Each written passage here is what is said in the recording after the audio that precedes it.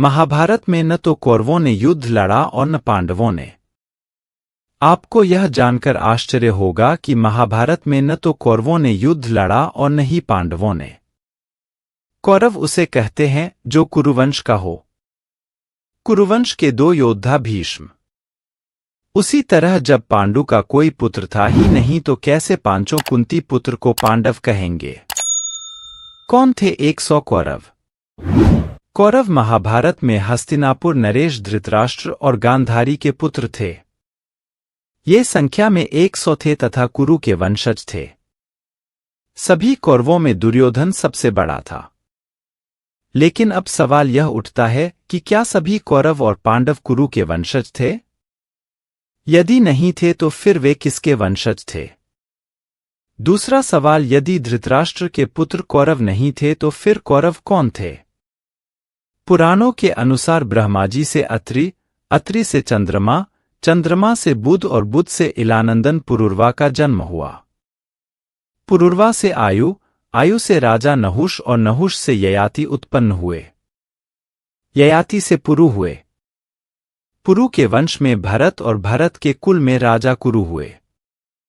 कुरु के वंश में शांतनु का जन्म हुआ। कुरु से वंशजों को कौरव कहा जाता है। महाराजा शांतनु की पत्नी का नाम था गंगा। गंगा से उन्हें 8 पुत्र मिले जिसमें से 7 को गंगा में बहा दिया गया और 8वें पुत्र को पाला पोसा। उनके 8वें पुत्र का नाम देवव्रत था। यह देवव्रत ही आगे चलकर भीष्म कहलाया। यह कुरुवंश की एक शाखा का अंतिम राजा था। बाद में राजा शांतनु का निषाद जाति की एक महिला सत्यवती से प्रेम हो गया। सत्यवती के कारण देवव्रत को आजीवन अविवाहित रहने की प्रतिज्ञा लेना पड़ी। शांतनु को सत्यवती से 2 पुत्र मिले, चित्रांगद और विचित्रवीर्य। चित्रांगद युद्ध में मारा गया जबकि विचित्रवीर्य का विवाह भीष्म ने काशीराज की पुत्री अंबिका और अंबालिका से कर दिया। लेकिन विचित्रवीर्य को कोई संतान नहीं हो रही थी। तब चिंतित सत्यवती ने कुंवारी अवस्था में पराशर मुनि से उत्पन्न अपने पुत्र वेद व्यास को बुलाया और उन्हें यह जिम्मेदारी सौंपी कि अंबिका और अंबालिका को कोई पुत्र मिले। अंबिका से धृतराष्ट्र और अंबालिका से पांडु का जन्म हुआ जबकि एक दासी से विदुर का। इस तरह देखा जाए तो पराशर मुनि का वंश चला। वेद व्यास जी ने महाभारत को लिखा था। वेदव्यास कौन थे? वेदव्यास सत्यवती के पुत्र थे और उनके पिता ऋषि पराशर थे। सत्यवती जब कुंवारी थी तब वेदव्यास ने उनके गर्भ से जन्म लिया था। बाद में सत्यवती ने हस्तिनापुर महाराजा शांतनु से विवाह किया था। वेदव्यास का असली नाम कृष्णद्वैपायन था।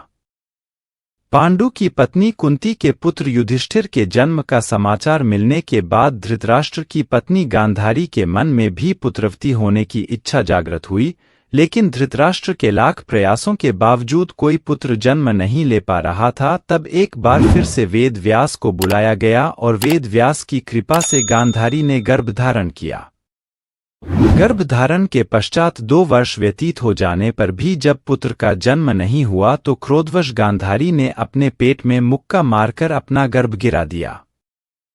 योगबल से वेद व्यास को इस घटना को तत्काल जान लिया और उन्होंने गांधारी के पास आकर अपने क्रोध को प्रकट किया। फिर उन्होंने कहा कि तुरंत ही 100 कुंड तैयार कर उसमें घृत भरवा दो।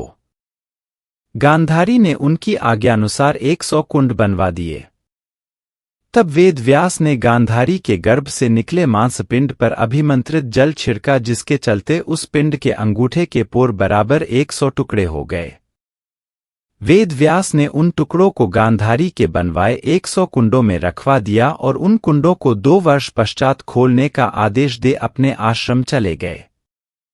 2 वर्ष बाद सबसे पहले कुंड से दुर्योधन की उत्पत्ति हुई।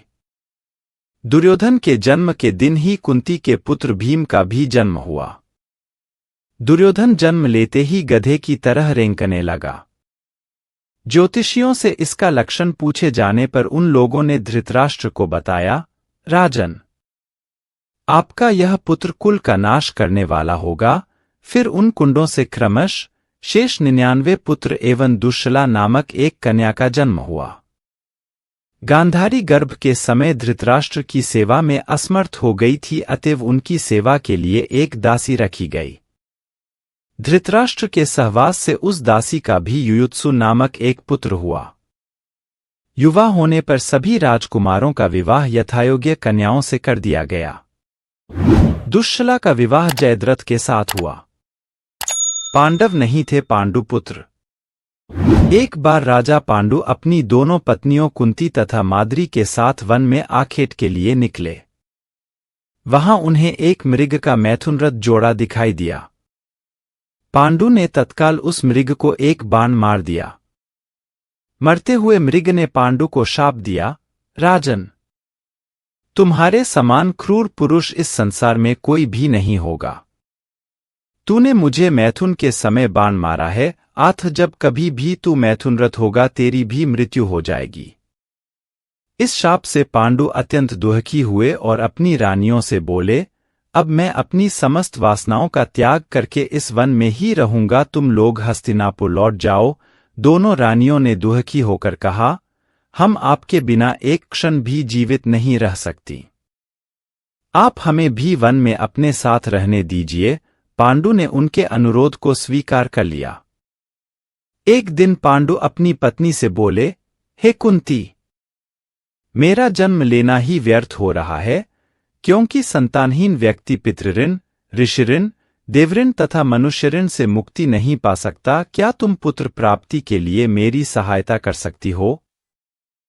कुंती बोली, हे आर्य, दुर्वासा ऋषि ने मुझे ऐसा मंत्र प्रदान किया है जिससे मैं किसी भी देवता का आह्वान करके मनोवांछित वस्तु प्राप्त कर सकती हूं।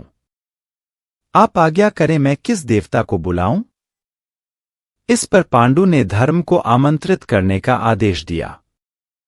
धर्म ने कुंती को पुत्र प्रदान किया जिसका नाम युधिष्ठिर रखा गया।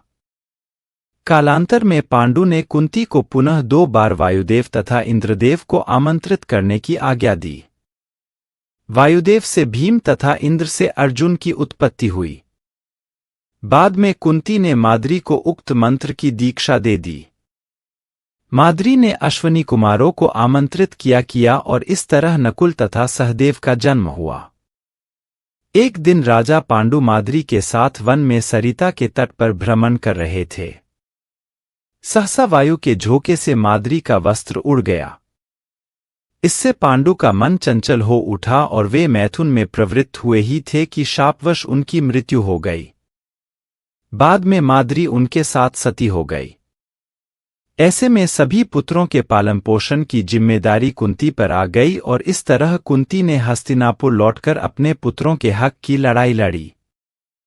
इस तरह पांडवों की मां 2 थी और 6 पिता थे। कुंती के 4 पुत्र कर्ण, युधिष्ठिर, अर्जुन और भीम थे, जबकि माद्री के पुत्र नकुल और सहदेव थे।